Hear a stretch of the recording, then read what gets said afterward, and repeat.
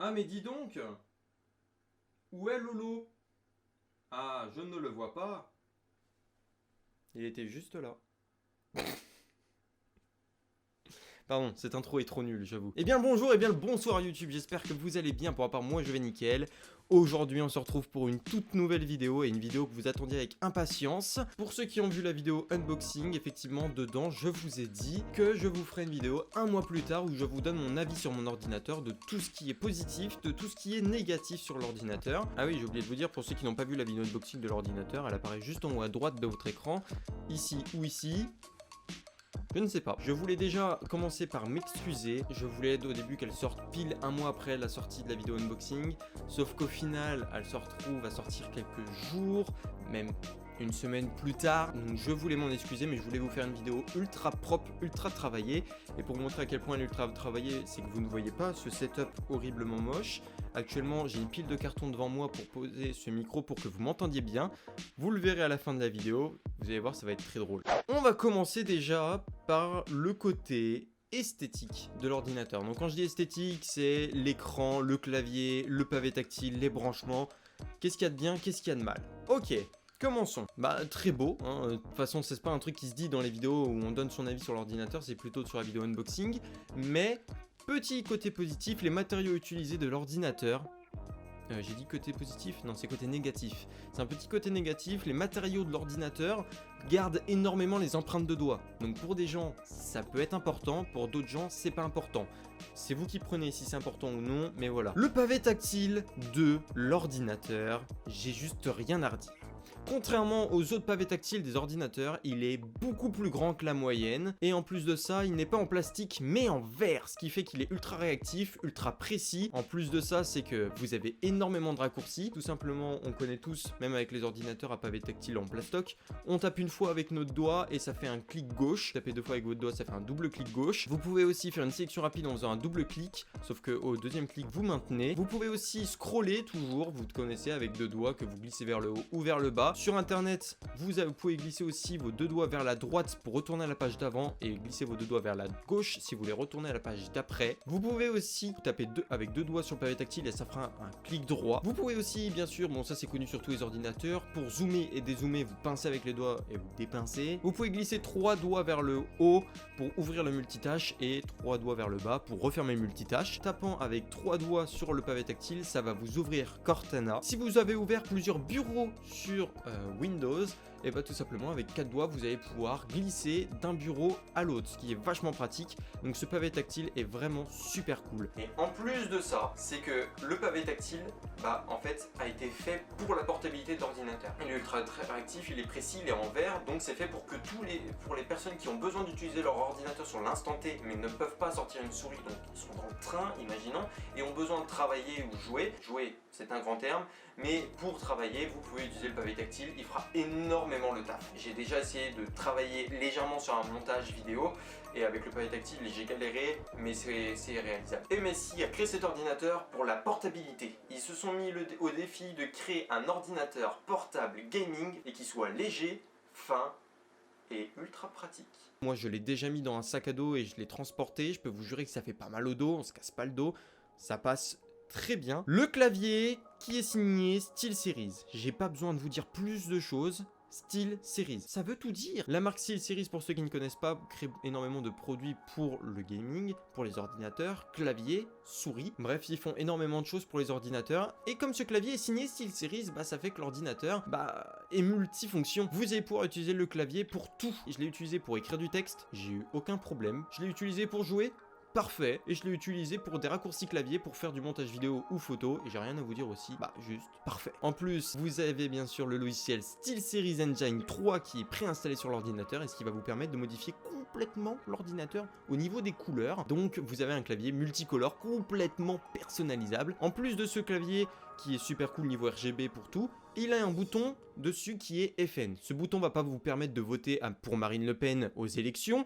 ni pour rejoindre le Front National, mais tout simplement le bouton FN veut dire fonction, qui va donc vous permettre d'attribuer une autre fonction à vos touches. Quand vous appuyez dessus, vous avez plusieurs, donc vous allez avoir toutes les touches qui ont une autre fonction qui vont s'allumer. Vous allez pouvoir monter, baisser le son, couper le son, monter la luminosité de l'écran, baisser la luminosité de l'écran, monter la luminosité ou descendre la luminosité du clavier. Il y a des pré-réglages de couleurs de clavier qui ont été prévus par SteelSeries. Avec la fonction, vous pouvez changer très rapidement de couleur de clavier. Vous pouvez désactiver ou activer la webcam. Vous pouvez ouvrir le logiciel Dragon Center que je parlerai par la suite, etc., etc., etc. Le mode fonction vous permet donc plusieurs raccourcis. Au niveau des connectiques de l'ordinateur, j'ai juste rien à redire. 3 USB 3.1 suffisent. Un branchement HDMI, un branchement mini DisplayPort, un branchement Ethernet, un branchement USB 3.1 en USB type C. Maintenant, on va parler de l'audio. L'audio de l'ordinateur. Alors bien sûr, ne vous attendez pas à un audio fou. C'est un ordinateur portable. Les haut-parleurs de l'ordinateur sont signés DIN Audio, qui va vous permettre d'avoir un son un peu meilleur que les ordinateurs que vous payez 200 ou 300 euros, qui sont avec du son souvent nul. Très clairement, ce son-là va avoir les aigus un peu meilleurs. On va sentir un peu plus les graves et un peu plus les basses. Mais quand je vous dis ça, ne vous attendez pas à avoir un son cinématographique. Cet ordinateur dispose donc du Bluetooth et qui va vous permettre de brancher un casque. Voilà, j'ai le mot, il est enfin revenu.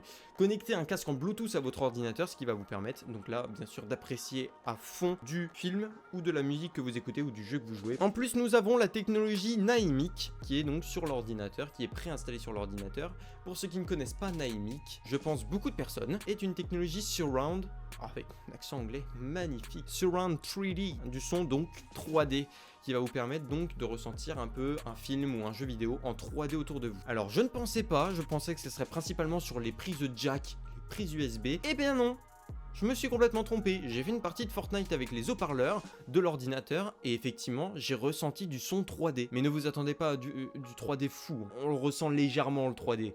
Donc franchement, si vous voulez vraiment du vrai son 3D, il faut prendre un casque et vous allez vraiment être complètement immergé dans le jeu ou dans le film. Bien sûr, Naimic vous est livré avec un logiciel qui va vous permettre tout simplement de tout régler, que ce soit le son entrant ou le son sortant. Niveau performance de l'ordinateur, ce qu'attendent le plus de personnes, je suppose. Je l'ai utilisé sur plein de choses. Je l'ai utilisé sur internet pour regarder des lives Twitch, des vidéos YouTube. Je l'ai utilisé aussi pour faire du montage vidéo et du montage photo. Et je l'ai aussi utilisé pour du jeu vidéo. Niveau montage vidéo, je n'en ressens aucun problème. Il n'y a aucun lag, même les rendus de vidéos sont ultra rapides. J'ai donc essayé le PC sur 2 jeux, je n'ai pas énormément de jeux sur PC, donc j'ai pu essayer un jeu gratuit qui tout le monde connaît bien sûr, Fortnite, et puis bien sûr un autre jeu qui a été offert par Steep, où donc j'ai pu profiter de prendre les gratos à ce moment-là, c'est Steep. Donc Steep, je le fais tourner, j'ai fait le benchmark de Steep et effectivement je fais tourner le jeu en ultra,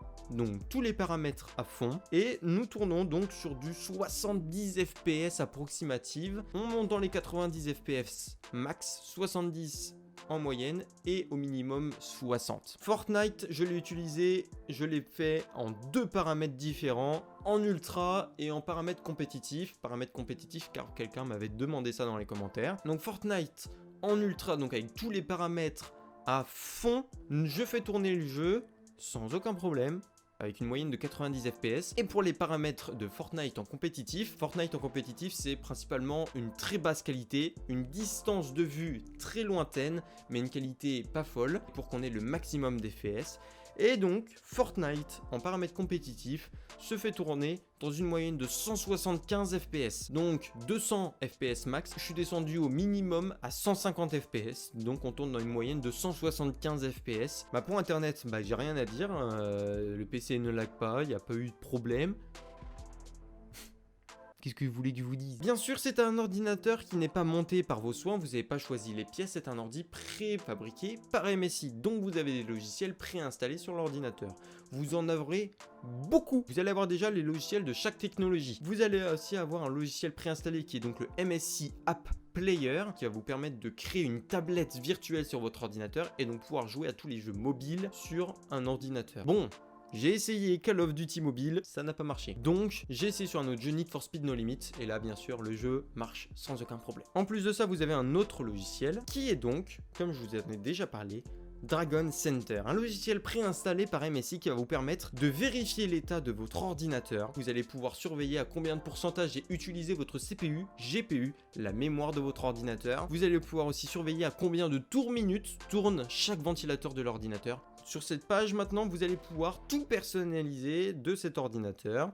L'écran, le son, la puissance, les ventilos, enfin bref, tout. Sur la page suivante, vous avez la santé de la batterie. Donc, vous pouvez modifier la batterie pour faire que soit ce soit pour la mobilité et l'équilibrer ou pour la puissance. Et vous pouvez faire un recalibrage de batterie. MSI nous conseille de le faire tous les 3 mois pour faire que votre batterie dure le plus longtemps possible. Vous avez aussi le MSI Gaming Mode qui permet d'optimiser les performances du système pour fournir la meilleure expérience en jeu possible. Vous avez aussi Voice Boost qui va vous permettre d'ajuster le niveau sonore entre le jeu et le logiciel de communication que vous utilisez pour parler avec vos amis, que ce soit Discord, Skype, TeamSpeak, etc., etc. Vous avez le centre mobile, tout simplement qui va vous permettre de vérifier l'état de votre ordinateur sur votre téléphone. Voilà tout ce que j'ai à vous dire sur l'ordinateur. Maintenant, je vais vous donner mon avis de pour qui est destiné cet ordinateur. MSI a fait que cet ordinateur soit portable.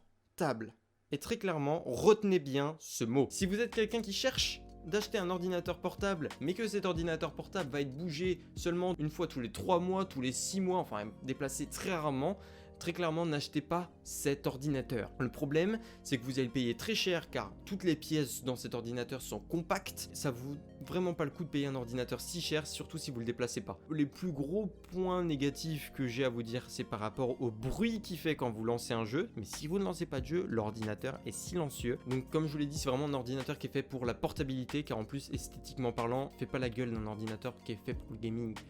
Donc voilà, donc si vous voulez l'acheter, c'est pour la portabilité, c'est tout ce que j'ai à vous dire pour ça. Donc cet ordinateur là, je l'ai eu au prix de 1500 €, mais je crois que l'ordinateur était remonté niveau prix à 1700 €.